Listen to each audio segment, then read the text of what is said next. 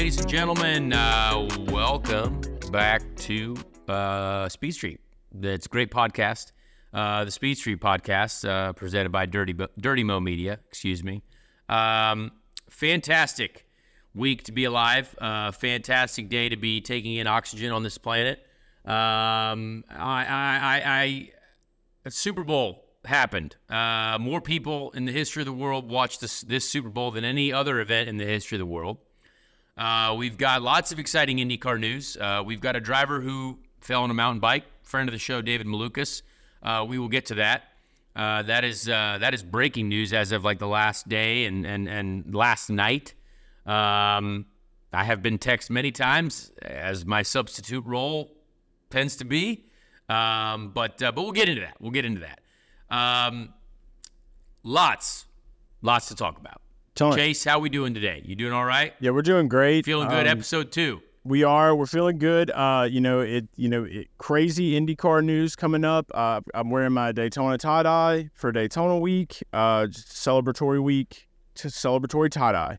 I agree. I've got that on. It's always good to wear some tie-dye. You get a lot of weird looks at times. You know, you might be a little more free than other people, but that's just what we do. That's who we are. You know, I wanted to kick it off, I guess, with the Super Bowl. I think that for next year, if the Chiefs go back, that if Taylor doesn't perform, that might be a problem, might be an issue. But you got to give it to Roger Goodell in the NFL. They used Taylor really well. She did 54 seconds worth. Yeah, mm-hmm. That's right. Ice Spice was there. Apparently, they're great friends. No idea who Ice Spice is, by the way. Not a clue. That's okay. There will be some. There will be some listeners that do. Yep. I do want to say that Shaq was very excited to meet Taylor Swift. Shaq was there. He met Taylor Swift? Yes. Shaq he said, if I could just get to shake the hand of greatness before I leave, I will be the happiest man alive. He was talking about Taylor Swift. Wow. So that happened. Strong. Jeff Gordon met Post Malone. Is that right? Yes. There was a very cool photo. Clint Boyer was there too. Him and Boyer were together. Boyer was in, his Chiefs suit. He was suit chief. Yep. So he was there. And then, it was just an elevator pic with Post Malone. Very incredible. So a lot of, that was at least some driver news at the Super Bowl getting to meet Post Malone. Maybe Post Malone will be at a race. Maybe we can get him. He will be at a race. He's going to be at the Iowa IndyCar race. He's going to be at the Iowa IndyCar race. There you go. Race fan. Gonna be there. He's a race fan now. Also, I'm trying to think what else happened? Trading cards. We're going to talk about trading cards. Oh, yeah. There's lots going on. I want to go to the Super Bowl, though, real quick. I had something happen. I was in L.A. with my lady over the weekend doing like a little pre-Valentine's Day activities. Oh. And we went over to watch Super Bowl, one of her friends' houses. And I assume everyone 1 in 3 Americans were watching the Super Bowl, like 1 in 3. So I assume everyone at that time in the afternoon, we're not working. We're watching the Super Bowl, eating shit. And so we're sitting down to watch the game, and all of a sudden, there's some guy working a miter saw outside, or it sounded like he was working like a high-powered saw, cutting something and doing work. I was like, the Super Bowl is kicking off, and this guy's out hacking away at something with a saw. And I just said at that point, I mean, first of all, I feel like it's just a holiday in general, so why are we working? I don't know. But now it is ignorant of me to think that, hey, every single person is watching football. I know that they're not, but 120 million people were. But we found the guy who was out deciding he wanted to use a miter saw outside in a very loud fashion at the kickoff of the Super Bowl. Wild experience there. I assume you go to jail, right? If that happened, if the police were there and he was found to be operating a saw very loud, interrupting the game for 120 million Americans, I assume that's jail, right? He goes to jail. Yeah, I mean, it's definitely an offense. I will say that. I'm not sure if it's illegal. There would be maybe a low key felony. Right. Yeah, maybe you could throw a can of soup at him. Okay. then you would go to jail possibly. A But tar and feathering of sorts. yeah, like get some rocks or whatever. Maybe he just hated Taylor Swift. Maybe he was one of those. Maybe he boycotted the Super Bowl. The 2 out of 1. He was the one guy. The one guy boycotting the Super Bowl. He was in that club. You said the 1 out of 3. He was the 2. I would probably say only 2. I caught like half of it. I'm not gonna lie. The halftime show. I didn't even get to watch the halftime show, so I was on my way back. Yeah, I was on my way back. I didn't get to really pay attention to many commercials. Now that they're on YouTube, it's like it's lost its luster. There you go. It's like it's lost its luster. You watch the Super Bowl for commercial, like that was a family time. That was like there's like Thanksgiving, Christmas, Super Bowl. You get together. And you watch that for the commercials. You watch it for the game, for the action. Doritos, Mountain Dew. What are they going to do? Right. Like how are they going to feed someone a Dorito in this new commercial? Every product from the movie Wayne's World in that one scene where they were really mad about sponsors. That's the kind of vibes that we were going for. But yeah, like the internet kind of like stumped on it. The commercials bombed, by the way. Not great commercials this year. Did you hear about the feet commercial? Yeah. Yep. What happened? It's Ty Gibbs sponsor. He gets us. Yeah, that's Ty Gibbs sponsor. Yeah. All right. Yep. So Jesus feet. Got you. Yep. All right. Jesus in the feet, washing some feet. Yep. That was a commercial. That threw an interesting vibe in there. But good for that. Yeah. Based off of the Dunkin' Donuts one. Uh-huh. Dunkin' Donuts one was a good one. I will give him that. The Dun Kings or whatever. The Dunkin' Donuts one. Tom Brady. You had J-Lo, right? You had Ben Affleck. Yeah. I mean, I think it was Ben Affleck. That's right. That's Benny Affleck. Yeah, that was a pretty cool. I enjoyed that commercial. I did. It seemed like they paid a lot of money for that commercial, considering how many people were in that. Was there a lot of QR codes this year? No QR codes. I didn't see a single one. Was I wrong? I didn't see one. I don't know. I just know that the QR codes thing was kind of like a big deal. I'm glad that they realized that. It's kind of like putting the QR codes on hoods of race cars. Very hard that to works. get photos.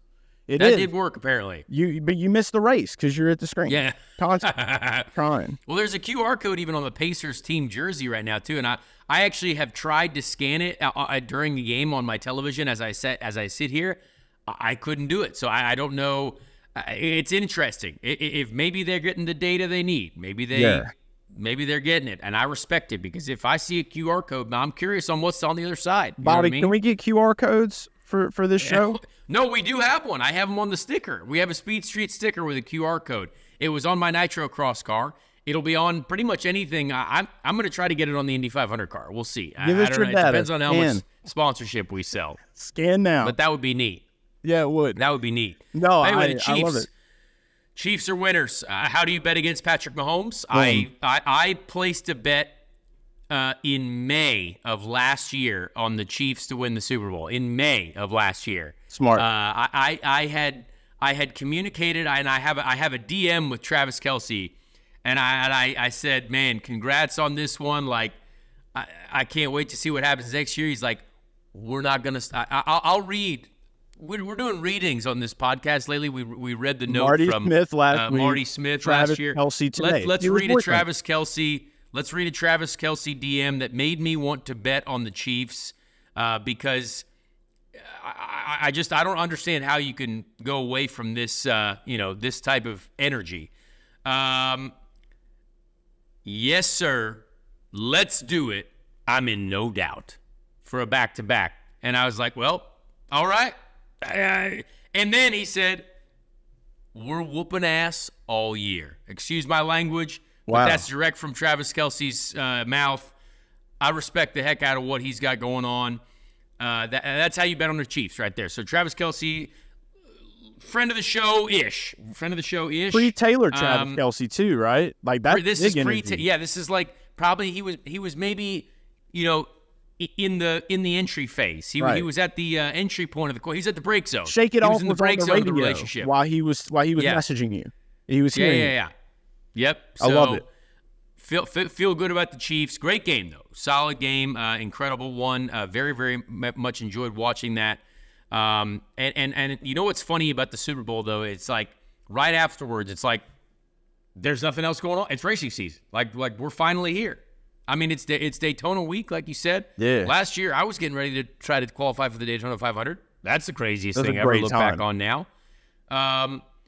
And yeah, we're finally here. So plenty to talk about, as you said. I want to start though with a lot of kind of like breaking IndyCar news. I'm sure people have been following this. If you're IndyCar fans, this is an IndyCar show.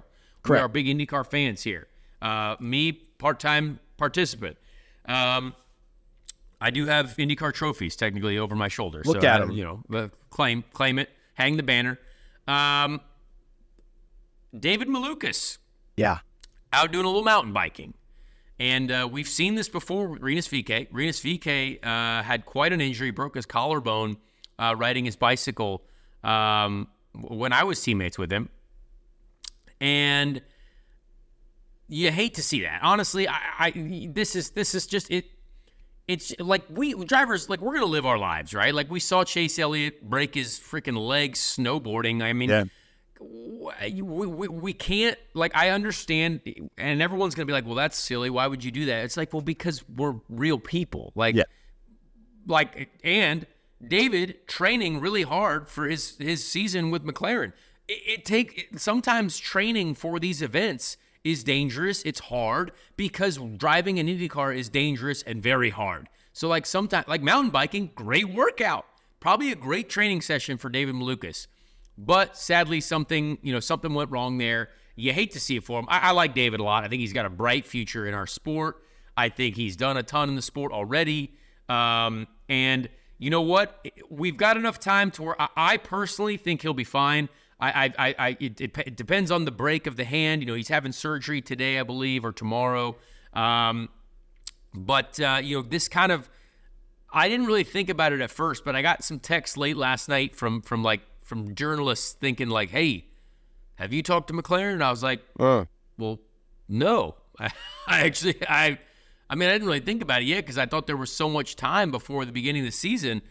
But it's, the season's less, it's March 9th, and we're already, this episode's coming out on Valentine's Day, February 14th. Yeah. Happy that's only a Valentine's couple Day. weeks release. So, so there is, if you're having surgery, you assume that, that's going to take a little bit of time to heal. A street course, very bumpy, difficult place. I'm sure McLaren will have an option ready, right? Like, I did my job. I text Zach Brown, text Tony Kanaan, those guys. You know what? Hey, that's what I got to do. Right now, I'm in the position where we're like, hey, you know what? If you need someone, I'll be around.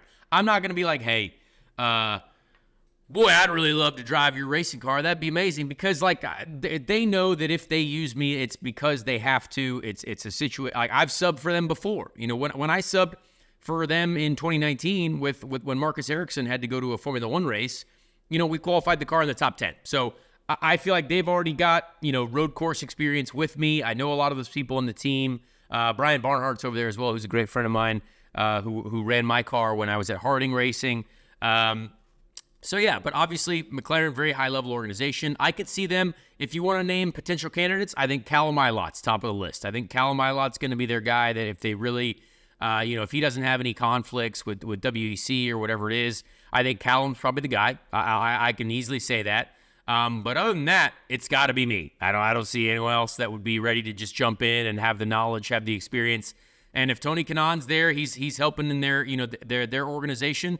I fought with Tony Kanaan for the lead of the St. Pete Grand Prix for almost an entire race my rookie year. So he knows I can get it done there. He's seen it. But we'll see. You know what I mean? I hope David's fine. Then we don't have to have that conversation. We can just go into it, and David can have a great weekend, debuting for, his McLaren situation. But wild news. Wild news upon on the precipice of the season, as they say, a precipice. The precipice. It is a great word, by the way. Is that the word of the show, by the way? Word of the show, precipice. Yeah. Precipice. This is the gas station definition on Speed Street. Yep. I just want to say this. I do feel a little rough now. I was a little hard on David Malukas at Worldwide Technology Raceway last year. I challenged him to a dance-off. I called him scared. So tough. Now, I know he's definitely not going to be able to challenge me to a dance-off anytime soon, probably. But I will say that Well, he's gonna have one of those like mittens on. He's gonna have like a mitten dance. He's gonna have like a hand mitten type like a thing. hand mitten dance. Yeah, just give him a good rap. Yeah. Give him a good rap on that. Look, in all seriousness, I mean, like the thing that made me laugh the most when you were talking about, it's like people don't expect race car drivers to do anything, like to live their life. It's like, why would he do that? It's like you literally get inside of a car and go like almost 200 miles an hour, like for your job. Like you're going to do like really like extreme fun stuff. Yeah. Probably in your life. That's something inside you. That's something that lives in you. So you have to be able to understand that even though that's what they do on the weekend, that doesn't just go away. Like you're not going to go join a quilting club. You're going to probably go and snowboard. True. You might want to go skateboard. Maybe you want to go get on the half pipe and, and try to do a 900 like Tony Hawk did one time. I just don't. Exactly. I don't understand people that question that. I know that it's frustrating and it can get mad when your driver isn't ready to go. And I mean, for David, this is tough. This is his first year with this new team. So it's like, man, you've got to just, take a deep breath and say, hey, glad it happened now. And not when it's going to be on the okay. line for something. David's hand might be built stronger now. Like they put metal in there, put plates in there. I've seen Joseph Newgarden race with a giant plate in his arm, and he won a race. So like it's your forearms. I've seen it. Y'all know forearms are good. Yep. Yep. So yeah, the world knitting championships is not on our list. Like the quilting leagues, quilting club, the knitting championships. My fingers hurt. Yeah, that's so. I agree. We like to challenge ourselves. Like we're athletes. That's what we do. We're competitors. That's what we do. Obviously, you have to respect the process and the position that you're in. But yeah, anything can happen. I mean, shoot, you could be driving to 7-Eleven. Shout out Tony Kanaan back in the day. You could be driving to a 7-Eleven. Little car accident. Oh no, I broke my wrist. That's not your fault. That could be like anything can happen at any point. It's a low percentage of happening, but we live life in a world that anything could happen. So I hate to see it for David, but I think he'll be fine. And he is a young person. That he's like 22. He's very young. They're gonna fix him right up. They're gonna put some screws in there or whatever they need. I don't know. I obviously haven't seen the X-ray. I don't know what's going on in there. I'm not a doctor. Clearly, doctor's office? I just have diabetes, which doesn't make me a doctor. But I think he'll be fine, and I'm sure. So, but I've done my job. I've communicated with with the folks over there just to say, hey, you know what, here to help. I've and the best part is I've subbed in that organization before, and they know that we got in, did our job. We got wrecked within 600 feet of the start. Which really sucked because, boy, Hinch and I were going to have a great day that day. We had such a fast car, such a fast McLaren. Wow. But yeah, anyway, Team Chevy as well, Chevy family. I'm obviously a part of a Chevy team for the Indianapolis 500. So we'll see. I think that'll be something that we all follow. Dale Coyne Racing still doesn't have any drivers, so that's also something to follow. There's going to be a lot of things popping out here in the next couple weeks. As we lead up to St. Pete. I would love to know when people think Dale Coyne is going to announce his drivers. Maybe it's the week of. Maybe it's the day before practice. It's TBA on the entry list. And we get there, and it's a surprise. Who knows? I think it could be very interesting in the Dale Coyne Racing camp come March 9th weekend. He's build suspense. Dale loves suspense. Dale's the king of suspense, potentially. Fan of cinema. I would say the actual king of suspense is Dale Coyne. All right. Well, now we know what to be looking for. I'm going to add that to my my viewing schedule every day. There you go. Here we go. Add it into the Twitter sphere. It's on the calendar. I love it. Yeah. So there's that, and then also too, I was trying to look up. So we might just want to do this. We might just want to do this now. I'm looking at. I've got the little AI tool here pulled up. Uh-oh. We're looking for some. We're seeing what the AI is going to tell us about some recent news that has happened in IndyCar. So here's the robot telling us what's going on. So Will Power's encouragement. Will Power is encouraged by the progress of hybrid testing. He was one of the drivers who tested the new technology. let's see. Here we go. That this is old news. Let's see. Yeah, a lot of older news. So we got to get the AI fixed. But willpower, wanted that little bit of willpower news there from our good friend Computer AI Boy. He wanted to let us know. Technically, the AI is correct. Yeah, they did do some hybrid testing. I think I got word in a group text that the pace gap. They had thought that the hybrids were going to be quite a lot slower because of the weight and deploying the hybrid power has definitely improved. And Alex Rossi has said that it was quite a nice improvement. So I think great work from the engine manufacturers, from Chevrolet and Honda. Great people at both of those organizations just working their butts off.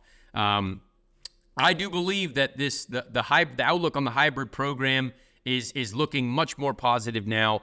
And I see that coming probably right after the 500. I see us obviously going through Indy without the hybrids, but I could see it coming real quick right after the 500, and we'll go from there. So I don't know if that is obviously that's just complete speculation, but I know that they want to aim for after Indy, and good for the teams for working on that and getting closer to having it as a raceable and competitive situation. So yeah.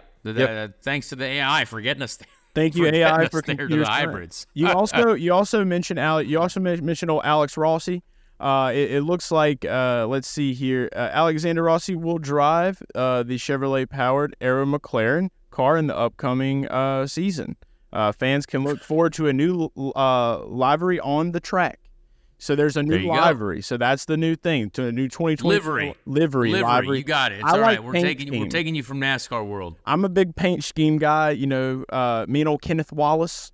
Kenneth Wallace has been talking a lot about that lately, about livery liveries. So we're learning. We're getting our education. That's all right. Yes. Yeah, all the McLaren paint schemes are now out, which is cool. I think they all actually look really good. They obviously Alex came on our show to announce that they were going to launch them all kind of consecutively, which is good. The cars look great. But to move into more IndyCar news before we get to also, I should have said this at the beginning. And this is a quick interlude. Chad Reed is on our show today. Chad Reed, legendary supercross racer, motocross racer, so many wins in his life, so many consecutive main events made. Great interview. So please stay tuned for that. We want to talk a little bit about the Daytona 500. But IndyCar, this is an IndyCar show. We have trading cards. Yeah. We have trading cards. This is a great thing. This is fantastic news. I know you and I, Chase, are trading card people in the Pokemon world. We love our Pokemon cards. But yes, the IndyCar trading cards are now out. They posted a whole list of the sets. So if you're into the trading card game, which I know a lot of people are right now, check them out. What do you have you read through the list, Chase? Have you seen it? Yeah, so I've got a browser tab open right now. I did see when the post came open. So the post came out last week. Parkside, by the way, Parkside Collectibles is the company that makes them. Parkside, we got to give them a shout out. Correct, Parkside. We're just glad that Parkside exists because now these exist. That's what we're excited about mostly. You can pre-order them right now on IndyCar.com, which is good. I think they're supposed to be coming out March the 14th. So after St. Pete, you'll be able to maybe you're going to St. Pete. Maybe you'll come home a week later. Maybe you'll stay there for a week. You'll come home in the mail. Bam. There you go. Some beautiful IndyCar trading cards. But I'm looking at them right now. There's nice some cool ones. Layout. It's basically also, you can read through some of them here, but it's basically anyone who participated in a race last year, I believe. And there's a couple special moment cards. I had to sign a bunch of them. I think we signed 500 of them or something. There's a 1 of 1. There's a numbered to 20. There's a numbered to 49. So which one's yours? A lot of signatures. Here's the pen I even used to sign it right here. Authenticity. I got a little blue marker that I signed it with. I kept it because it's a nice fine tip Sharpie pen. Well, those are the best. And there's a couple special messages for those who are listening in. I signed, and I have pictures of these.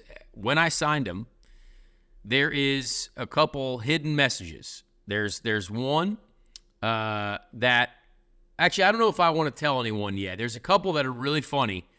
There's one that is the card that is numbered 60.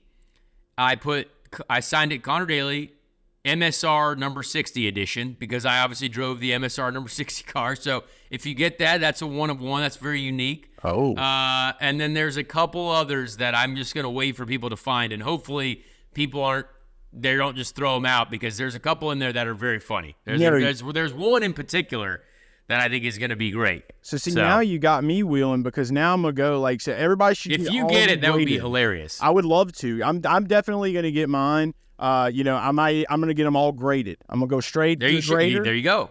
We're going to get them graded. We're hoping for that PSA 10. We want to get that PSA 10 all the way in. Yep. I'm trying to get the rare Charizard IndyCar card. I actually, so after they announced this, like, obviously you got my wheels spinning. I put a post out last week. I was like, what would these cards look like if they were Pokemon cards, though? And I saw that. So I posted those. They had some very interesting names because, the AI is terrible with making words and text real. It's also terrible with racing news, but that's fine. We're gonna get it there. We're working on it. We're working on it. We're gonna get there at some point. But no, I thought it was they had a couple of cards that there was like one of them that was just like this most ridiculous name ever. It wasn't even a name, not even a real name. Yeah. But it looked neat. So really cool to explore your imagination with the ideas there. I will say that. We've got IndyCar cards, so we're pumped about that. Please go check them out, honestly. I think I've heard that we've sold a lot already, which is great. There's a lot of it for collectors. It's a really cool thing. For fans to bring to the track as well, for us to sign also is really cool. Heck yeah. So Parkside, shout out. So that's great.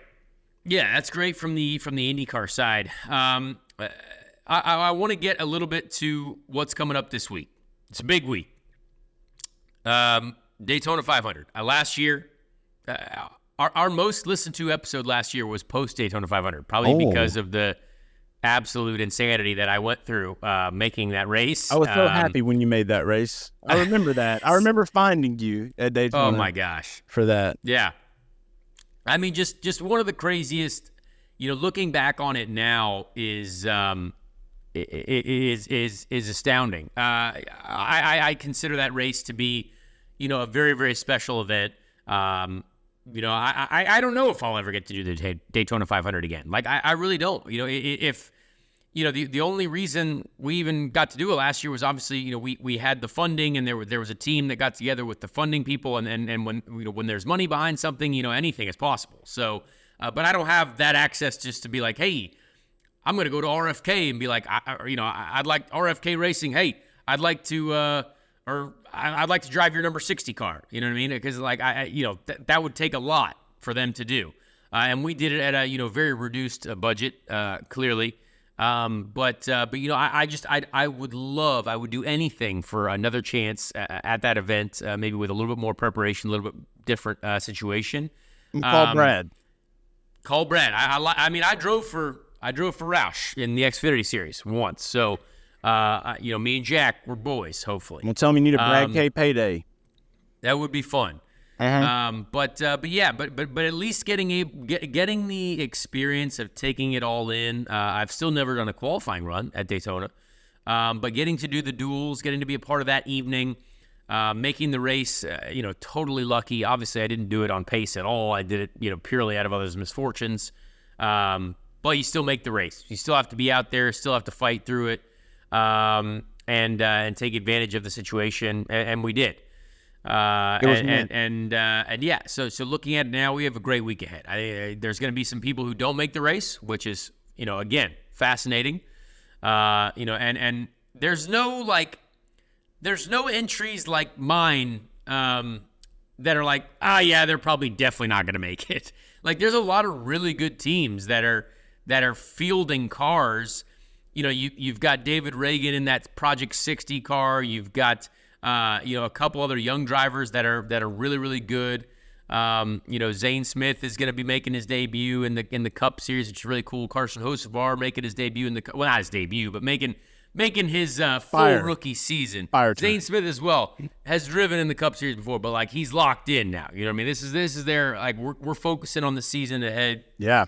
So it'll be interesting. You know, I saw the NY Racing hauler. That the NY Racing thing I don't really know much about. They said, like, I saw a video of their hauler last night, and it said Greg Biffle was going to be the driver, but then Greg Biffle pointed out he was not going to be the driver. That seems like more of a my type situation. Like, I wouldn't be surprised if they called me for some reason in the next 2 days. NY Racing, yeah. They're on the entry list. They're on the entry list as a TBA.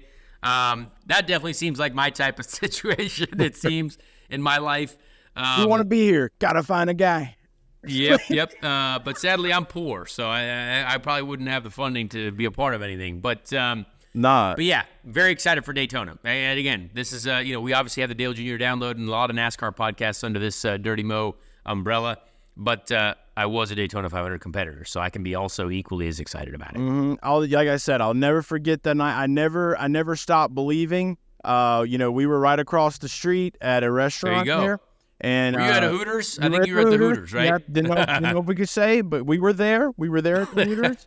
We were watching on the big screen, and the moment you made it in, I was going nuts. We were so pumped because I had a whole video actually, I'm a big NFT guy.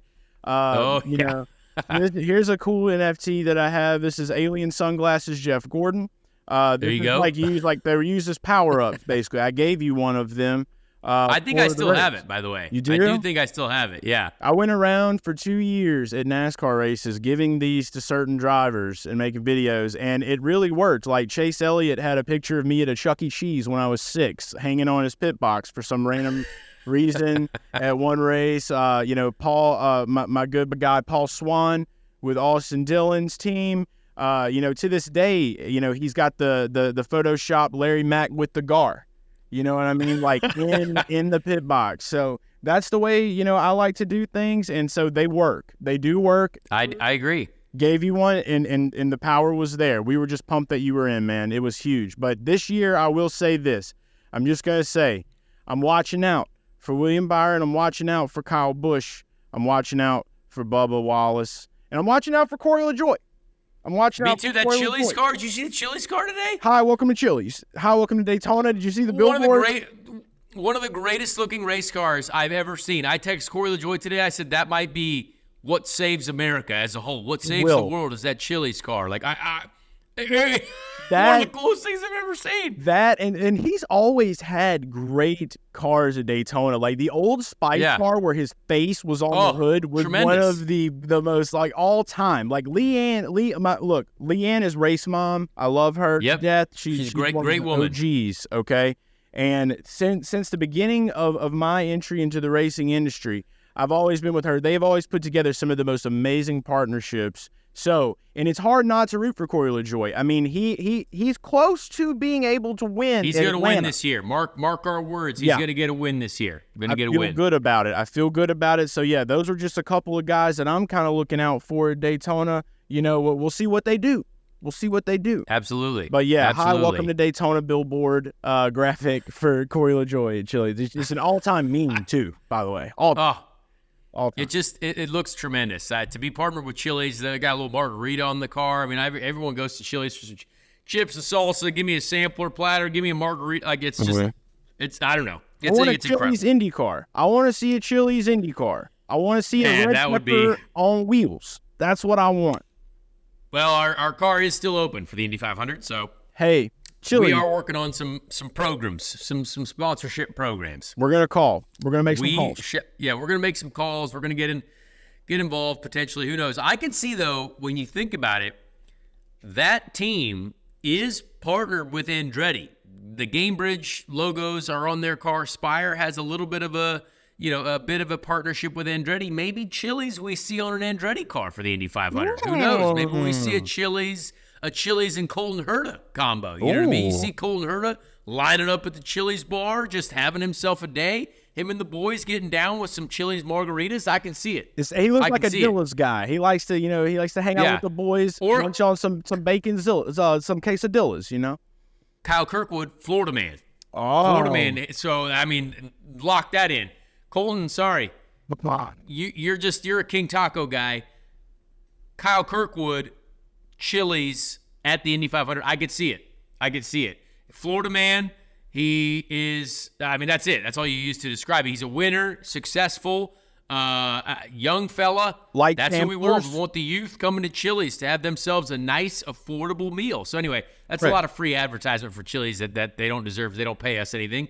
But I respect them for being in the sport. I asked for no onions on my Bourbon Street steak. We'll leave it there. Yeah. So anyway, that's what's going on this week. But we also have something else big, Chase. I don't know if you are a basketball guy, but I'm playing in the NBA All-Star game. I'm the celebrity game. I'm keeping Someone told me the other day, they're like, oh, Connor's playing in the NBA All-Star game. I was like, no, I am not. I am not playing in the NBA All-Star game. I'm playing in the Ruffles celebrity game, that happens first. No, so you should have told me you were playing the All-Star game. You should have. No, I am not going out there with Giannis and Tyrese Halliburton. I'm not going out there posting up in the paint, against Steph Curry. Like, that's not happening. So what is happening, though, is a NBA Celebrity All-Star game. Now, I went to the All-Star game when in 2016, my rookie year in IndyCar, me, Joseph Newgarden, and James Hinchcliffe went to the Celebrity All-Star weekend in Toronto. And honestly, it was a fantastic time, a wonderful experience. I got to see the celebrity game was actually hilarious. I thought it was a awesome experience. And I thought this is going to be the only time in my existence where I would be potentially qualified to play in this game, right? This is my hometown. I love the Pacers. I'm an IndyCar driver. The Indy 500, biggest event in the world here in Indianapolis. It all makes sense. I'm the only driver. This is my hometown, right? And honestly, I don't see any of other drivers even taking the chance to play in this game. I really don't. And as we've seen, thankfully, I'm the only representative for the IndyCar series. So I'm very excited. I got to thank the Pacers for helping out a little bit. But I just asked to do this. I literally just asked the Pacers. I was like, hey, I would love to do this. Like, I played basketball in middle school. I love basketball. I literally try to shoot hoops whenever I can. It is a sport that I enjoy watching. And I enjoy playing it.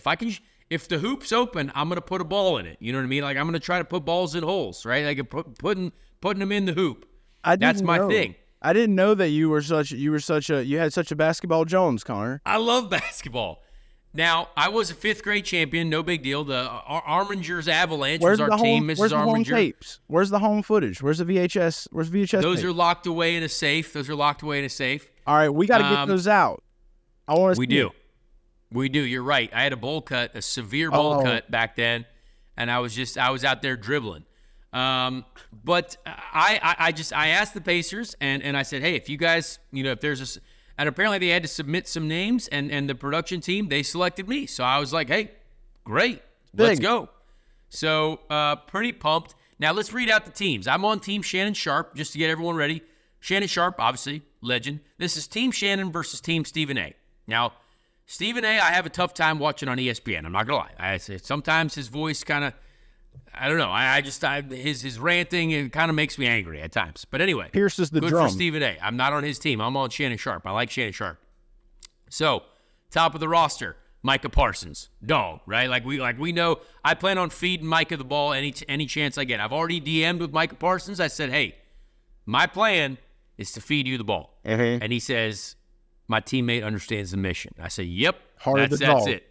So Micah Parsons, obviously elite athlete, a terrifying individual on the football field, I assume. Correct. Player number 2, Quincy Isaiah. I don't know who Quincy Isaiah is. I'm not going to lie. I don't know who that is. Third player on the list, Connor Daly. I've heard of him. Speed Street Podcast. Jewel Lloyd. Now, she is very talented at basketball. She's very good at basketball. That's going to be probably our MVP. Kai Cenat. I just know he's a big streamer. He's got a ton of followers. I see a bunch of viral clips of Kai Cenat. I don't know him, though. Good in both. I'm a Twitch streamer, so I respect his grind. Yeah, I know he's making literally 100 times more money than me. Dylan Wang. Not sure who Dylan Wang is. Apparently actor. Okay. Big actor. Lily Singh. I have heard of Lily Singh. She does have a television program, I believe, on some shows. I don't know if you guys are doing research, but Lily Singh. Sir Sir. S-I capital R. Sear, maybe? Sear? Let's go with Sear. Sear. Yeah. My girlfriend says, great singer, great musician. That's good. Really? Walker Hayes is on my team. Walker Hayes. Oh. Apparently, does he sing that Applebee's song, like getting Applebee's? I'm pretty sure he does. Yeah. Is that the I've guy? heard that name. I've heard that name. I've heard of some performances that have been out there. Okay. For some Walker Hayes. So you got some good Yep. singers here. So, I mean, there can be some really One great more. local distractions. The last player, Annual AA, which I don't know if that's like a... It sounds like something, people do Or the meeting. occasionally. Annual AA meetings. Mm-hmm. But this is ANUEL AA.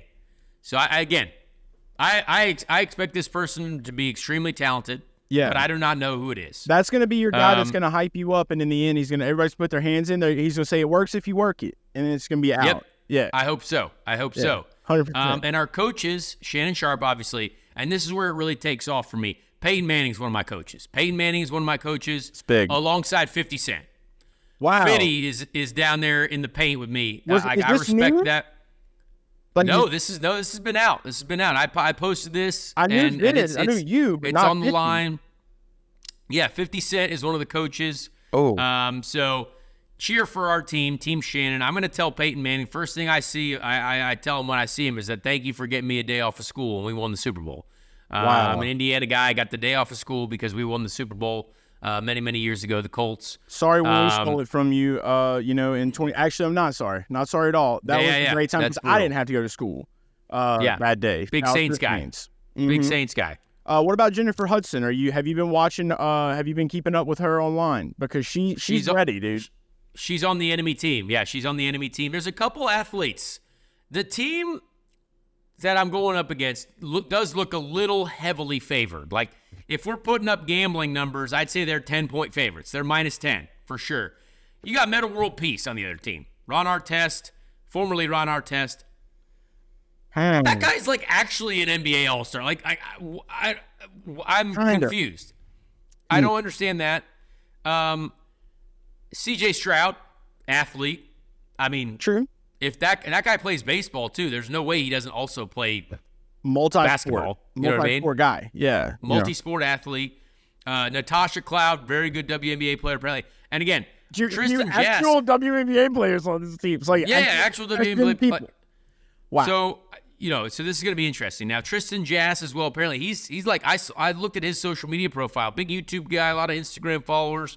He has like he's like got a Knicks jersey on. He's like playing with the Knicks. Dude, is that trick shot guy? Maybe. I don't know. Maybe. But this is going to be interesting. So, dude, Jennifer that's what I've got. Up you, dude. It's going to be rough. Yeah, so I honestly, let's set some reasonable goals. Let's set some reasonable goals. All right, what's the first one? I would like to score one basket. I would like to score one basket. Okay.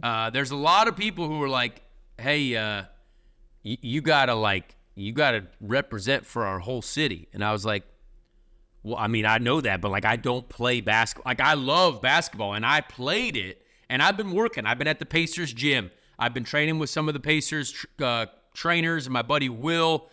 We're getting my jumper right. We're getting my arms right. You got the resources. That's good. That's a good starting point. But I don't know how aggressive the defense is going to be. You know what I mean? Like, are people? Do they have their arms out? Are we sliding the leg? What do we do? Is it a zone? Is it man to man? I don't know. I mean, they're going to draw that up. I mean, if you were coaching defense, I mean, in a celebrity game? I don't know. What are we coaching? Well, I mean, look. So I have my dry erase board back here. I can't use it right now, but I was saying, like, I could draw up some plays. I can draw up some plays. Maybe we'll do something like that later this week. We'll get on we'll get on a call. We'll draw up some plays. We'll draw up some things for you to bring to the coaches. Because I think Shannon and Peyton will definitely want to know what's going on in my mind. And I can give it to them because they'll be able to do that. And I'm like, they'll know if they're smart. They'll know that, like, oh, this came from his mind. This is what we need Absolutely. to do. I think if I'm gonna be a pick guy, right? Like, I got wide shoulders, so I'm gonna set a pick, and I think you got to have your hands down in the gentleman's area region, right? Like, you can't have your hands up, you can't have your hands out. Like, if you're setting a pick, they got to be crossed up, and you got to be ready for it. So I plan on setting some screens, maybe. Okay. I worked on in the gym working around the screens. My hot area right now for shooting is around the free throw line. So like that arc around the free throw line is definitely where my jumper's getting hot. Like I hit a couple in a row. If I start to move back, I got a torn labrum, so extending my right arm is a little difficult for maximum power. But I'm great in the mid-range, and I've been working on my layups too, going underhand, laying the ball in instead of throwing it in. All right, you need to set up an alley-oop at some point. I agree. I completely agree. So we're gonna make that a goal. I'm gonna find the tallest person, and I'm gonna say, look, I'm gonna absolutely launch this ball at the backboard, and you better be soaring like MJ to put that thing in the basket. I do hope that. My goal in life was to be on the Sports Center top 10 or not top 10. So either way, one of these is going to happen to where there's going to be an amazing play where someone launches either over my head or around me to then receive my pass against the backboard and put the ball in the hole. So we'll see. I don't know what's going to happen. There's a lot of people putting pressure on me to sink threes. I think that's a little irresponsible. Have you thought about, your finesse? Like, how are you going to, walk out? Like, what's your walkout song? Like, how are you going to show? I think you should, honestly. I'm thinking headbands, armbands. I'm thinking for sure headband. I'm going to be I'm going to be John Stockton. I'm going to be someone out there. I'm going to be I'm going to be ready. I'm maybe even sweatbands on both my calves. That's you think calf bands?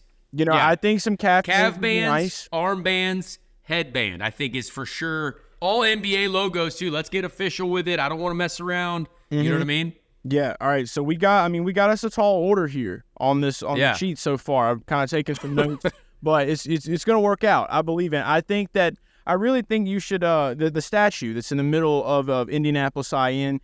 You got your guy, the Greek god. I believe that's got the wing. You need to get one of those headsets. You need to get one of those. You should roll in with that. I am getting a fresh haircut tomorrow too. I'm getting the hair trimmed up. I'm gonna be rocking the look. I'm gonna get nice and tight down the sides of my head here. So we're getting no resistance. We're gonna be nice and clean through the air. The sweat's not gonna be getting in our way. I'm getting a fresh haircut. We're gonna be locked in. We got shoot around Thursday night. A little shoot around.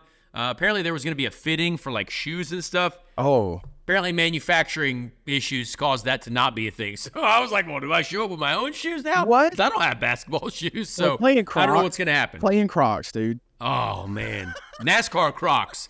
NASCAR Crocs. Just paint some. Dude, if I played in NASCAR Crocs, that would be awesome. Yeah, I mean, dude, it really would. It really would. That would be a great way to get the Brad K payday. I will say that. I think that would be a good starting point. But also, too, I think that you should go total, Achilles with it. You should get a little bit, you should decorate some Indycar Crocs all the way. Yeah.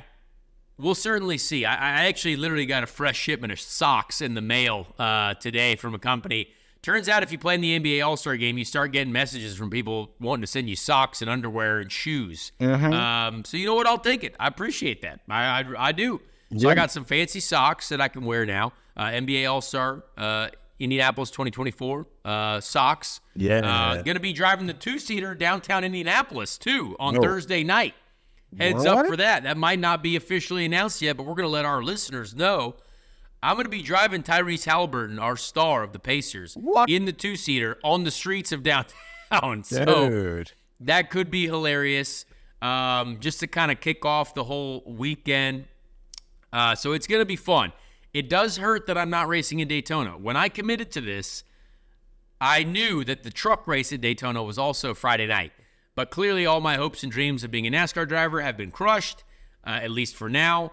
But we do get to do something fun. I do hope that this helps the brand. This is a very exciting thing. And again, Friday night, primetime ESPN, 7 p.m. Eastern on main ESPN. This isn't like an ESPN 8 the Ocho type thing. Like, this is main ESPN. Apparently Pat McAfee's going to be doing some commentating for it as well. Pat, great friend of mine. I was hoping he was going to be in the game, but if he's commentating, we know that that's going to be hilarious. That's even better. What I'll do, I'm going to make sure, look, my schedule's changed now. Friday night, every Friday. You should do a watch along. Yeah. I'm gonna look to do that. Like, I won't probably be watching trucks. I'm gonna be watching my boy get out there and serve it to him, because I need to see either one, I want to see the alley-oop, or two, I may low-key want to see, Jennifer Hudson's edge that she's gonna have, because I think she's gonna come in hot. So just be prepared, okay? I will be watching. If I meet Jennifer Hudson in the paint, like right down under the hoop, I'm going to just be like, hey, you know what? It's all you. I respect you as a talent. No. You're an absolute legend. You think I need to be swatting? You think I need to be like blocking that ball? You need to let her know. It's Jennifer Hudson. You let her know. You say, watch this. You do a little cross step and you just shoot it on her, man. Because like, if she's coming in hot, bro, she's not gonna let up. I've watched the videos, dude. She's got that face. Like, she's got that grit going on right now. She's got that grit. She's got the heart of she's trying to get the heart of the dog. All right? Yeah, we can't let her take I see it. Can't let her take it. So I'm also very curious as to how the game works out. I don't know if it's going to be like 4 quarters or like two halves, like a college game. Because, like, surely they don't want us pounding around there for 4 quarters. Like, you might get like 15 minutes. Seems kind of, at some point, it might be 0-0 for the first 20 minutes. Like, I don't know. You know what I mean? That's a good question. It's going to be interesting. Maybe 30 minutes, maybe 2 quarters, maybe half. I could see 2 halves. Yeah. I could see 2 halves. Should I get some Ruffles for the house? Yeah, Ruffles. Yeah, hey, shout out Ruffles. I plan on, tagging them in every photo, maybe parlaying this into an Indy 500 sponsorship. If we had the Ruffles Indy 500 car, whoo! Oh, dude, that would be a dream come true. That thing would look awesome. Cheddar sour We'd be selling cream. Ruffles all day long. Dude, I'm just thinking about the marketing side of my brain is just going nuts right now with Ruffles Indy. I know. All right, The Ruffles. The Ruffles wagon. So outrageous. Anyway, that's ladies and gentlemen, that's a lot of news. We dropped a lot today. I think it's there's a few other things I'm sure that have gone on. But those are the major things. Those are what we got going on right now. I think we should get to our interview. We've got a great interview for you, everyone. This is a tremendous conversation that I do believe that everyone will enjoy. A lot of IndyCar chat as well. If you think, oh, hey, this is just Supercross, I don't know much about Supercross, don't tune out. Tune in. Actually, tune in harder, because I think this is a great one with Chad Reed. So here we go. Well, ladies and gentlemen, this week we have a guest who is a superstar, a guest who is a hero to many, if not all. A man who I met several years ago, and at a racetrack, I took a selfie with him. But then we played a lot of online video games together when the world shut down. A 2-time Supercross champion, a 1-time AMA Motocross champion, 44 Supercross wins. I hope all those stats are correct. Chad Reed, CR22. I actually wish I could have said your name like the guy who said it at Supercross, Chad Reed. But I don't have that deep of a voice. So thank you for being here. Great introduction. Thanks, man. I appreciate it. And it brings back memories. I mean, racetracks all around the world. I mean, I think I first met you in Indy, and we were in my world, and then I've crossed over, and I've seen you at IMSA with Lamborghini stuff, and then like you said, the world shut down, which honestly was the greatest 2 months of life. Dude, it was so fun. It was so fun, and I actually miss it, to be honest with you. So sometimes let's look back real quick, because I think a lot of people who listen to this show probably viewed the LCQ League. They probably viewed what we were doing on the internet. At one point during the world shutdown, and if you're new to this show, we had a group chat not only on our phones, but a weekly racing league on iRacing.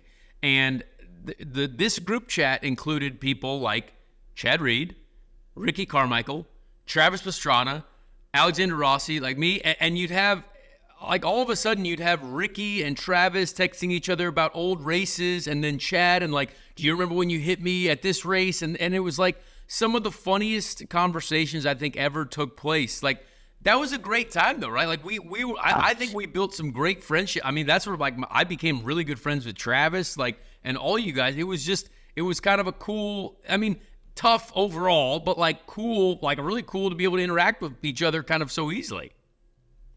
What I loved about it most is I feel like we had a trusted group and network that you only made it in if you were like at a certain level of trust level and funniness and Yeah. and stupidness, and you suck at iRacing, but you're really good for the most part at your real job.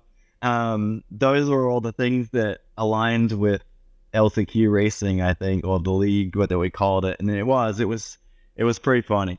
Yeah, man, it was a great time. So I want to get into, where you're at now in life. Obviously a super dad. You've got kids who are doing incredible things.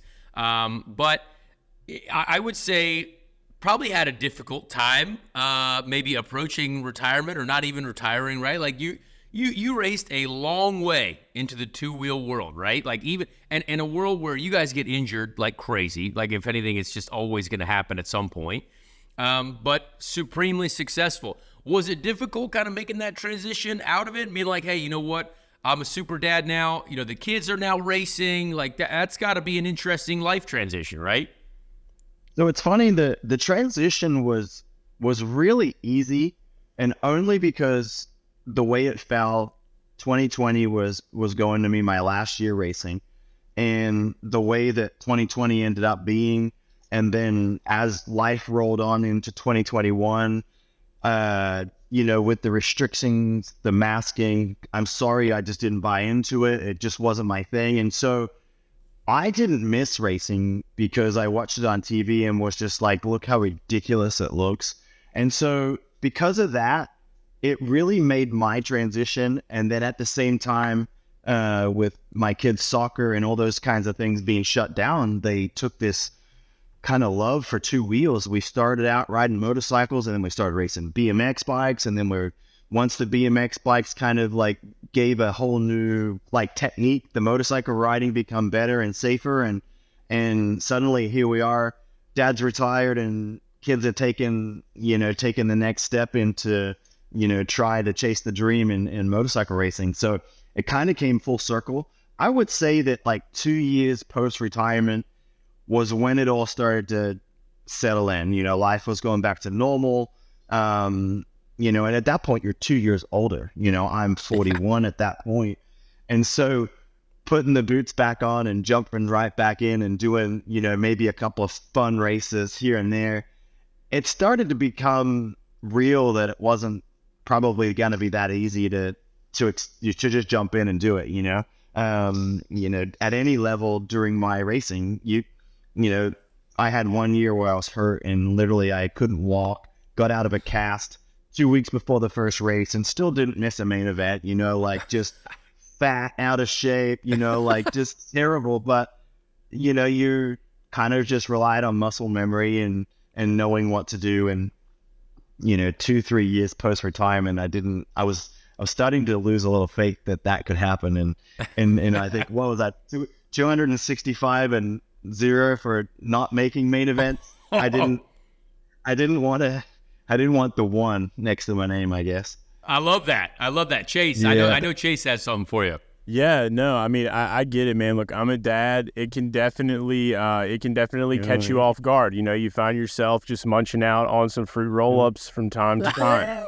I do that a lot in the pantry. But yeah, I was really interested, man, learning a lot about you. I was a big like BMX kid. I loved BMX, skateboarding, things like that. And I noticed that your transition that you had and coming into racing in general, you traded a horse for your first bike. And that's right there alone is pretty legendary right out the gate. But have you ever considered like another animal that you would trade to get into any other sport? Like a Lamborghini or a prancing horse, Ferrari, maybe. Yeah, that's definitely more on the level. That's probably the horsepower I'm chasing these days. I mean, I still like horses, but I don't want. I got enough dirt bikes to fix, let alone having to try to be responsible for a horse. But yeah, pretty funny. Dad was into horses. Our family in general was pretty motorsports driven. My uncles, my cousin, into it. Dad rode bikes, but wasn't, never raced or anything, but he was into horses when I was born. And so kind of that transition, him throwing me on the front. I had a horse, and at 3.5 years old, I made the big brave decision of, picking a dirt bike, a PW50 to a horse. And, A horse. and it's funny because Motor horse. it's still like burned into my mind. Like, I don't recall a whole lot of the horse memories, but I do remember the truck, the horse truck that come and picked it up and and took it away. I still visually can see that pretty clearly, but yeah, I haven't necessarily looked back and thought it was a bad decision at any point. That was the day Man, before that's so they started funny. hating technology. They were like, damn this technology. Like, here it comes. Yeah. Incredible. Yeah. Incredible. So your number 22, very famous for being number 22, right? I was 22 a lot of my life in my career. I wish I could have been 22 in IndyCar, but where did the 22 start? And that's just become your thing. Have you always been 22 since day one? Was there ever a change? Was there ever a shift in branding? So it's funny because I was never 22 until my first what we call the elite class, which is now the 450 class. Back then it was called the 250 class. And so like with the numbering system in the AMA racing, you basically race, and back then I believe they took from the lights class. It was outdoors only points. Anyway, it gave me the opportunity to pick a number. And the number was allocated, I think, to Grant Langston, but he had won a championship, so he had chosen 111 as his number at the time. And so with that, I was like, well, hey, can I have 22? Because it was the lowest available number. And so I was a long-time Jeremy McGrath fan, and he was number 2. He was either, let's be honest, he was really number 1. But the one or two occasions that he lost the championship, he was number 2. And then obviously when I came here, was kind of like he's post prime days, and he was always number 2. And so I thought, well, what's better than 1 is 2. So let's call it 2-2. And it's just stuck. And this is the first year that somebody else has used it since 2003. They didn't retire the number. They didn't hang the number in the rafters. That seems a little offensive, honestly. It's pretty funny because I always see, I feel bad for the guy that runs it right now because, I used it and it's, and obviously I still ride quite a lot. We post a lot. My kids ride with it. And so the number 22 is still very much a part of our, our family and things like that. And so I think that a lot of people, it kind of gets like, how could you use the number, And so I feel bad for him sometimes. That's funny. So what do you think right now is the state of Supercross? Like what's the two-wheel world looking like? Like what is, I remember a day, growing up watching motor racing, right? Every year Supercross came to Indianapolis, right? And I thought we have to go as a family. Like this is a thing. We got to go. Super entertaining. The show was incredible. The racing was fantastic. Good. So many household names.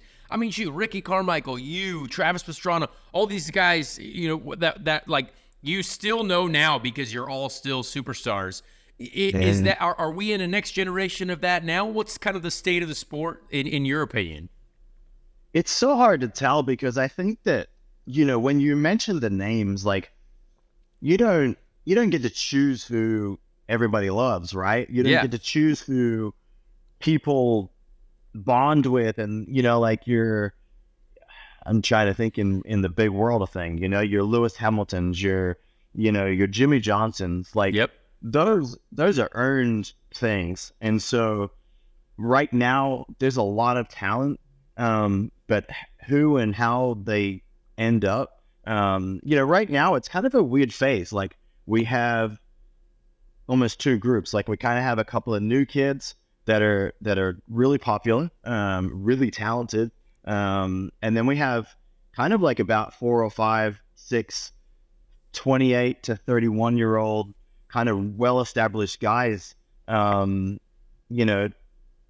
solid in there. And obviously the crowd, they're being around for a long time. So the crowd, your Eli Tomac, Jason Anderson, Aaron Plessinger's on the younger side, but he's becoming quite popular with the fans. And so just, those guys, are who I would say are the guys that are out there and things like that. But as far as like, yeah, like when you put them into a category, I think that those are just earn things down the road. It's hard to predict that, but definitely, you know, our youngest kid right now is 20 years old, Jet Lawrence. You know, he Super went good. 22-0 last year in motocross and currently leading and winning the championship. First ever kid to do, you know, win his first rookie race. So all things align that he's probably going to be pretty good. Yeah. and the numbers, and when you look at the group, you know, all his competition is kind of timing out here pretty soon. So it'll be interesting to see what kind of run he goes on. That's awesome. Yeah. So in general, you think the state of the sport is in a good place because you've also got the outdoor side as well. Now that I don't see as much of, right? Because I'm a supercross guy. Boom, here we go. I'm self-admitted to that. But the world of, you know, supercross, motocross is in a good place. We're thinking we're still like, hey, your kids can go and make a living if they want to be professional, you know, two-wheel racers.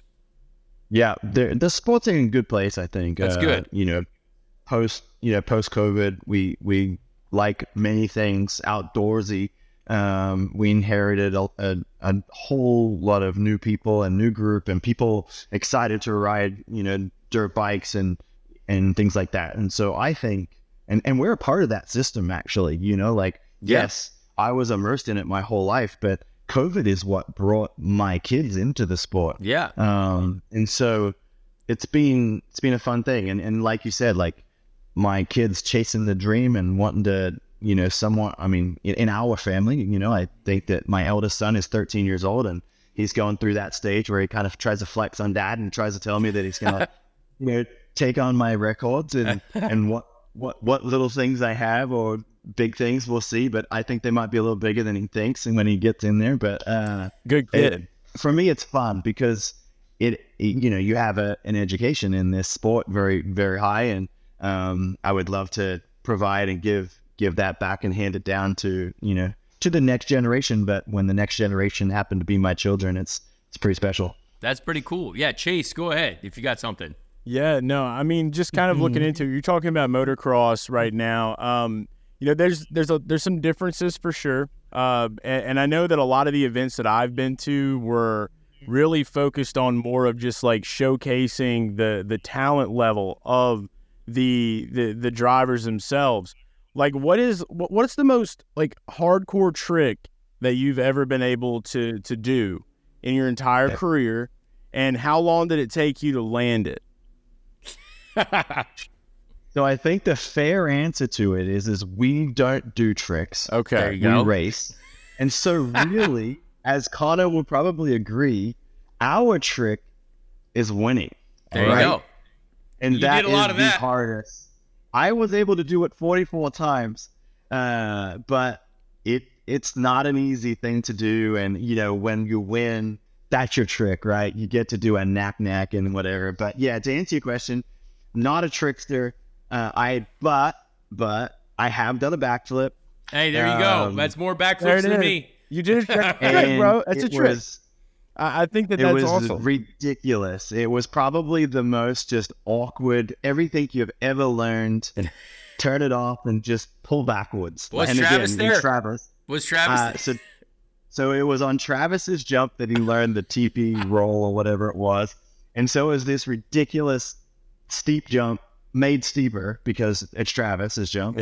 And then it was really short. I think it was like what felt like 20 feet and it was to this big pile of mulch. You know, these days they do it to airbags and foam pits. Oh, I did it to mulch. So I would like to claim, my claim to fame is I had won the championship a couple of weeks before. So I was doing a photo shoot. I had the number 1 on and the photo shoot was over and it happened to be at the place in Utah, Salt Lake City. And this jump was there. And I'm like, I really would like to do a backflip. And somehow I talked my own self into it. Everyone else influenced me, and we all thought it was a great idea, but it was really stupid. And anyway, I survived to tell the story, and it's on YouTube somewhere. Hell I yeah. love that. Travis tried to tell me at his house that I was on one of the pit bikes, and he said, Connor, if you jump into the foam pit, it's actually easier to do a backflip into the foam pit. I said, Travis. Of course it is. Travis, I'm not going to do that.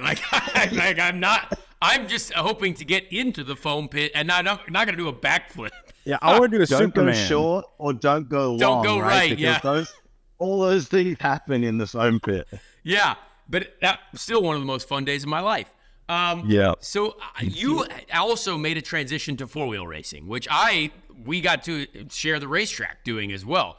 I think a lot of people actually, the funny part of my career, like 2019 was an odd, like I was doing some IndyCar racing, like it was like one of my best Indy 500s at the time, but I wasn't full-time.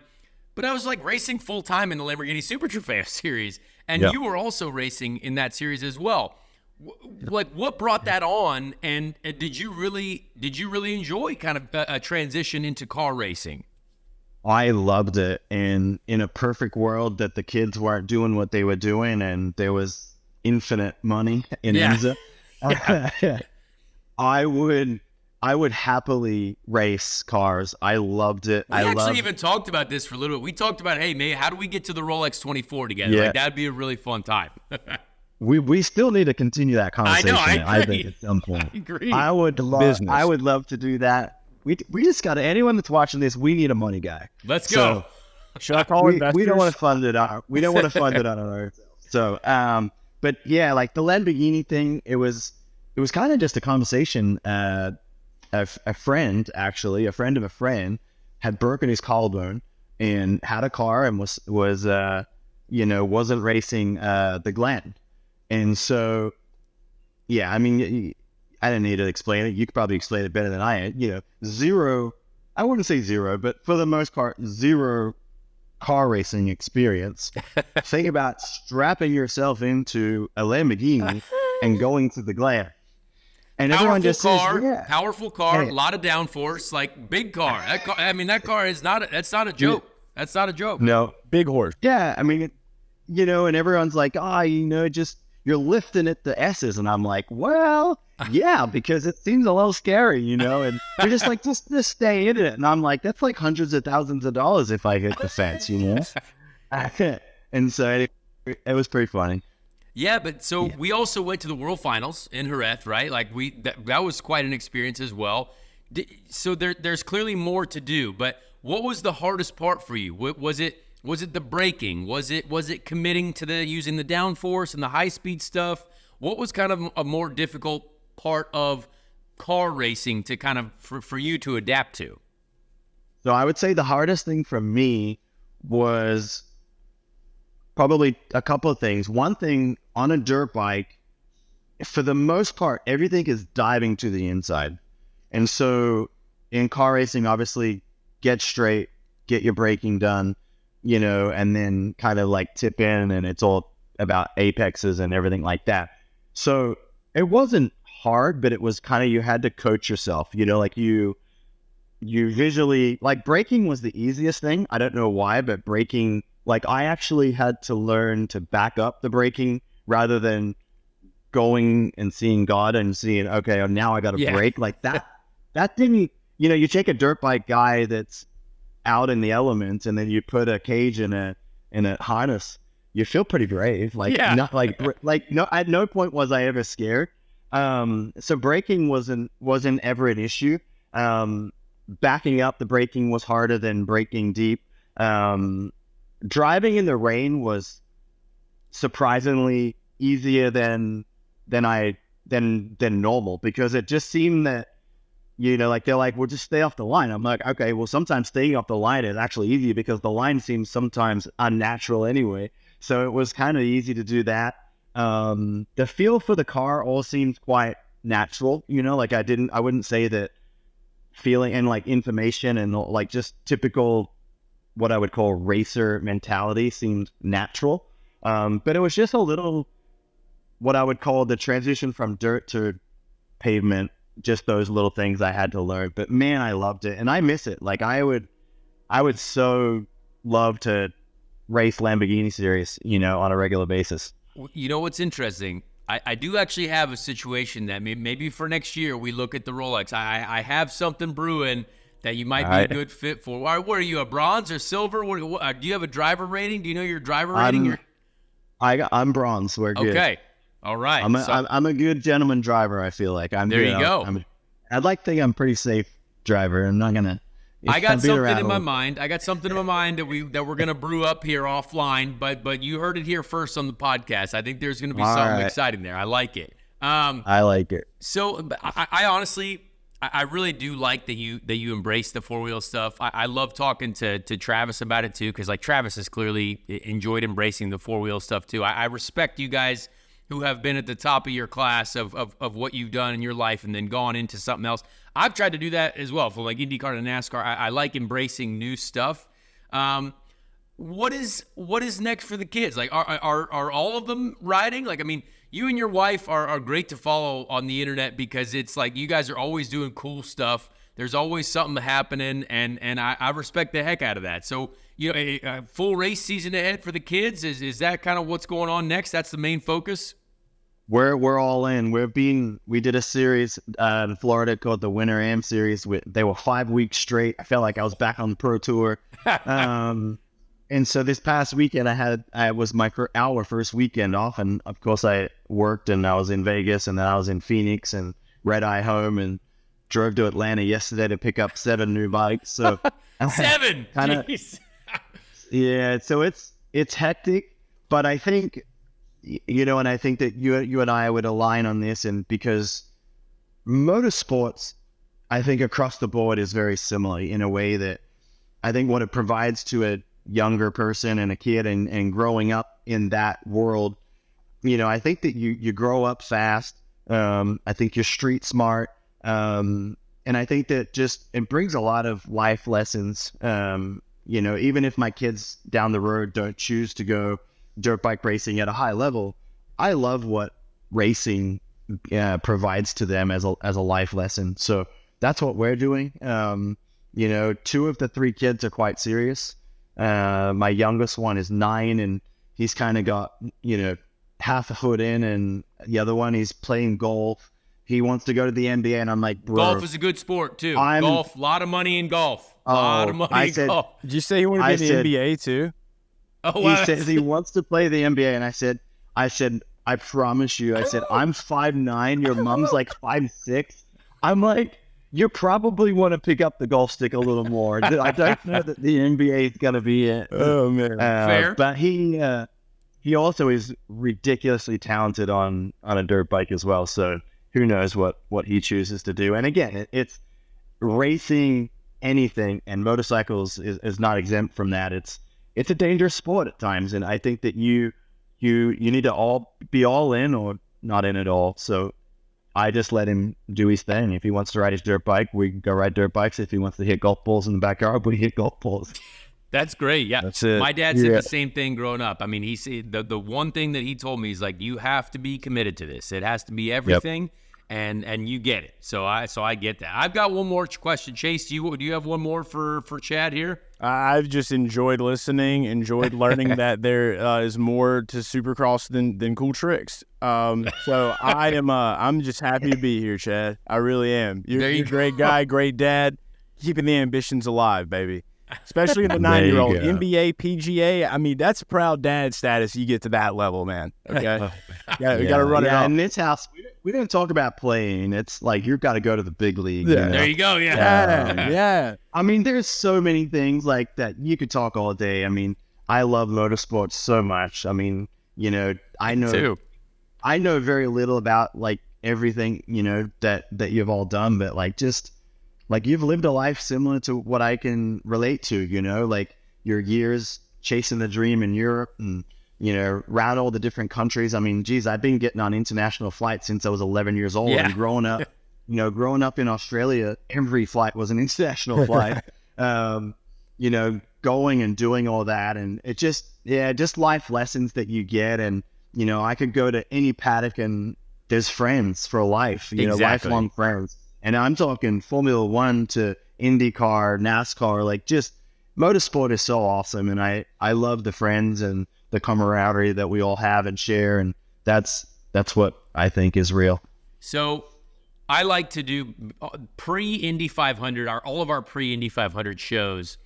I like to get our guests to give us maybe a top 3 Indy 500 prediction. I want to hear a It doesn't have to be in any order, but I want to hear your 3 drivers that are going to fill the top 3 at this year's Indianapolis 500, because I know you follow the IndyCar series, and I just want to hear a prediction. Are we going top 3? Top 3 doesn't have to be in any order. We're not going to say pick the winner, but we want the 3 that you're going to see there in the top 3 On the record. Well, yeah, I was going to say the problem is always on the record, right? There it is. I want to pick 3 of my people that I follow because they're my friends and I've encountered them, and I think that if I think that the IndyCar world comes down to equipment. Yes. I see you have a team shirt on there, but I don't know the equipment yet. I would it's say gonna that, be good. I'm going to say right now, going to be good. That's all right. All right. I like it. So my top 3 in no order, because I'm just picking top 3. Yep. I would say yourself, Boom.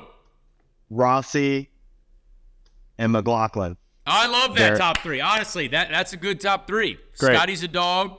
Alex is due. And see, I already feel bad because I hate when you got to do stuff like that because there's so many friends in all different kinds of motorsport. But I'll be cheering and I'll be watching. It's actually the one event that I haven't been to, and so we need to. It always falls on Ellie's birthday, so we need to. Trying to con the wife into going to a motorsport race for her birthday is hit and miss. That is tough, but consider yourself eternally invited. Like whatever you guys want. I mean, we'll sort that out. We'll have you call in strategy at some point. It's gonna be great. We'll bring cake. I like it. But I watch it, and I watch. I'm that nerd that will watch every lap. Great. It's not like I don't just turn it on and then miss the crazy in the middle and just watch the last laps. Like I genuinely love it that I watch it start to finish. Well, I love that. I actually, quick side question to add on to that. What do you think IndyCar, like as a series, what do you think is missing maybe? What do you think, like we like to figure out how we get this series to the highest level. I mean, do you see anything that is, you're a very high level sportsman. So, what do you think is there that we, that as the series could maybe work on, or what's the next step to kind of getting that next level of recognition? That's a great question, and it's probably, I mean, let's be honest, there's many smarter people than me working on that exact answer, but same, yeah. It's really surprising, and it blows my mind that, because in my personal opinion here, so love it or hate it, but like if I was to categorize American motorsport, NASCAR is globally much bigger. Seems like the salaries are bigger. Oh yeah. But I'm like, it's one of the most ridiculous sports in the world. Like I don't like, and I hate to say it like that, but like IndyCar, the car itself, the downforce, the technology, in my opinion, the fact that you guys don't even have power steering is ridiculous. But anyway, it is very hard. Yeah. and there's just something about it it's the highest level for me. I love that. But yet you're not, I don't know that it is. Outside of the Indianapolis 500, not a lot of people, and I don't know the numbers, but it doesn't seem like it's as globally, nationally known as let's say a NASCAR or a Formula One that's on TV. And it's like, I don't know, it just seems like a category that just has never been able to. And I feel like maybe I relate to it, and maybe my frustration is supercross. I think that supercross is at a very high level, but I think you're always below NASCAR, and I think as a sport, and I guess that's personal preference. I hate to compare, but it is right. Like, I just think that like what we do and how much we race and the athleticism that is involved, our sport is at such a high level. Like, it's probably maybe more fair to compare us with MotoGP. Like, we're equal to MotoGP in a lot of ways, but yet when you look at it at a global level, it's MotoGP is up here and Supercross is way down here. And I guess post-retirement and kind of seeing some of the things on the backside of our sport, I will say that there's a lot of things that our industry does to really not grow. Like, I think we are our own worst enemy. And I have to think, without knowing IndyCar somehow is their own worst enemy at doing something really bad, because I just think that IndyCar and supercross are so relatable. We should be so much bigger and more popular, and we're not. I mean, honestly, that's a great description, because I think a lot of us agree, because it's great. Like the product is a great product. There's very, very talented drivers. Some of the best in the world, and great events, great tracks. And you're right. The Indianapolis 500, massive recognition, great, right? But there's also 16 other races. So I appreciate your opinion. That's something that is. And though the Indy 500 is a really rad race to watch and a great city to be in, but the other 16 races are probably, in a lot of cases, way more awesome. And as far as hardcore racing and tracks and just like you guys, you go to some of the raddest tracks, in the world. Like I got to do some of those during my EMSA thing, and then jumping on the plane and going and driving Jerez and things like that, and it's like. It's Long Beach, Road America, like great tracks. That's interesting. I mean, I love to hear that. I try to get as many people's thoughts on this as possible, because it's good to talk about, right? Hey, if we want to make something better, we might as well talk about it. We might as well figure out, hey, as long as we can work together, we all love motor racing. We all want to see. I want to see Supercross be supreme. I want to see IndyCar be supreme. Like it's all just. It's great because that's how we put food on our table too. And I think sometimes, I think that we struggle. I mean, look at NASCAR, right? Like you have a lot of car experience, don't get me wrong, but you can literally last year 0 time and straight into a wide open around Daytona, right? Yeah. And it's like, not perfect, but hey, let's try it anyway. The car was not perfect, that's for sure. A lot of vibration. Yeah, it was definitely a little rough. And I think that IndyCar, you can't just strap anybody into it, or at least they don't, and I don't know that you can't there's many tracks I think that you could strap people into it and it would be okay. Strapping somebody into an IndyCar in Indy is a very different conversation. And I think motocross is the same thing. Like not everybody can just jump in and make it cool. It's a very niche sport. So it's interesting. Yeah.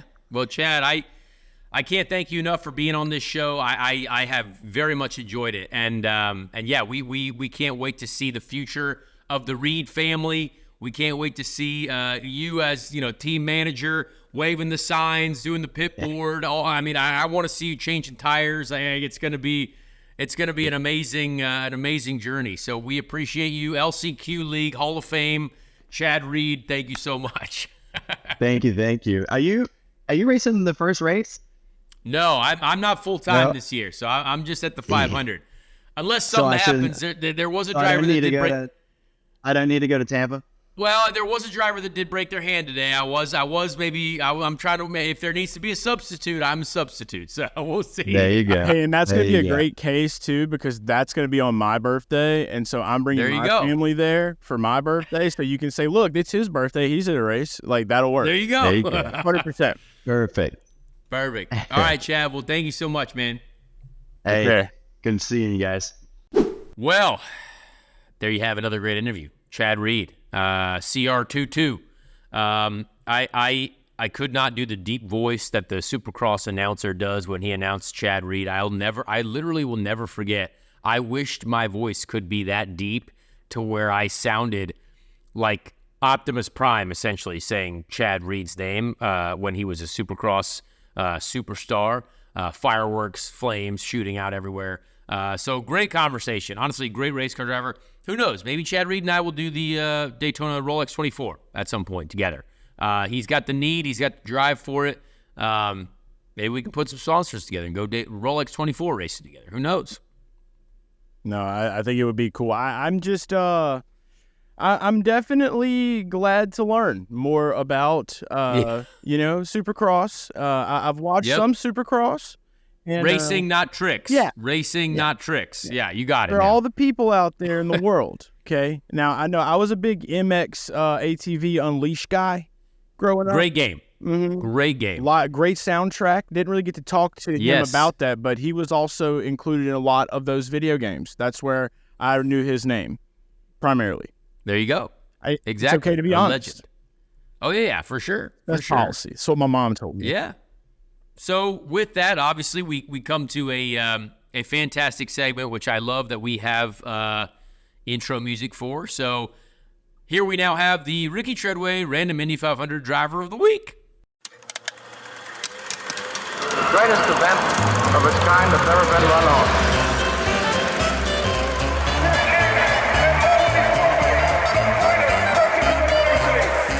Time now to meet the drivers. Who will make up the field.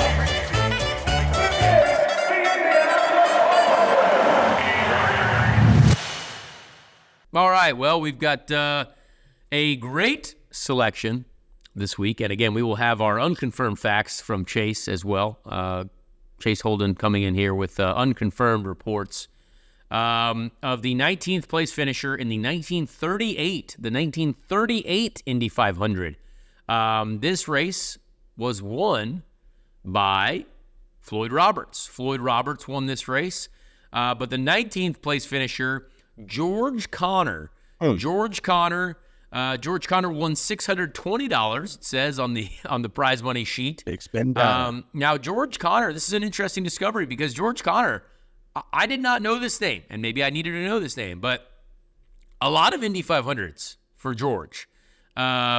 George Connor was born in 1906 and lived all the way till 2001, 94 years old. I'll have what he's having. George Connor, at the time of Connor's death, he was the final surviving driver to have participated in a pre-Second World War championship car event. Like, that's kind of wild. That's a wild deal.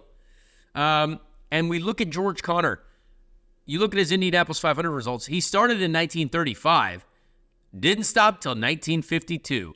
It looks like he tried to make the race every single year except for obviously when the war was going on. So from 1941, and then his next race was 1946, but he kept going. So 1935 all the way to 1941, and then 1946 all the way to 1952.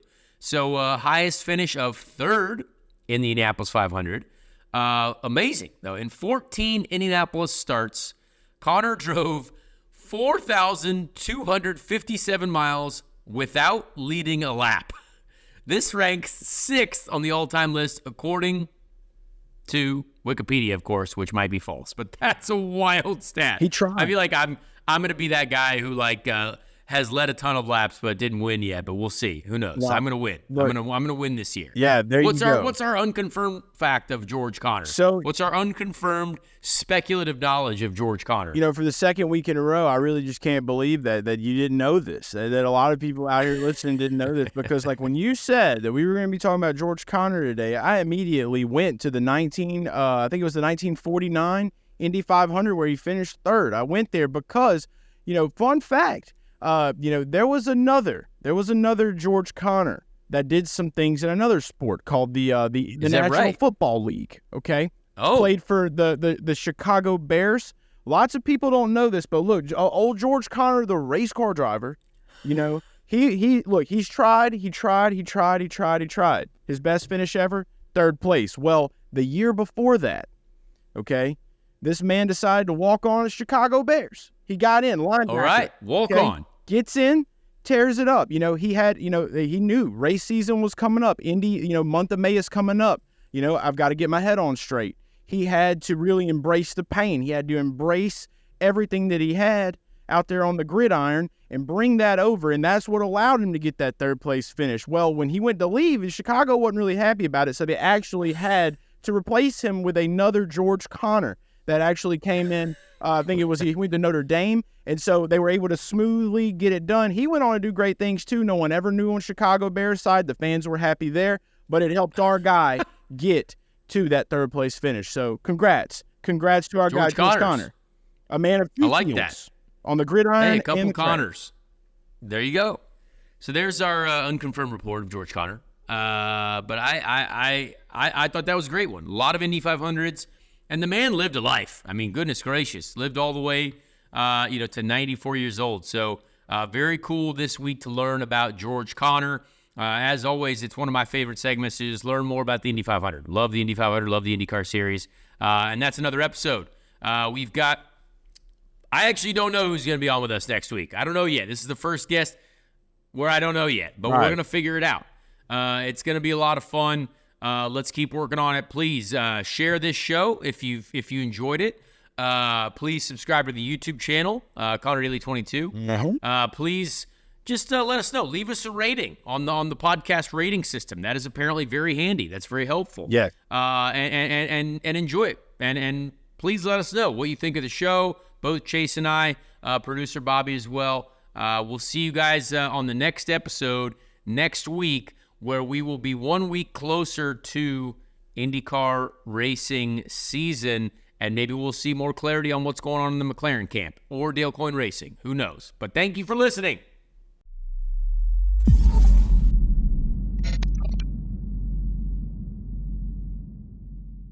Hey everyone, Connor Daly here. Please leave a like on this video if you did enjoy it, and also subscribe to the channel as well. That would be very helpful. Be a friend, tell a friend.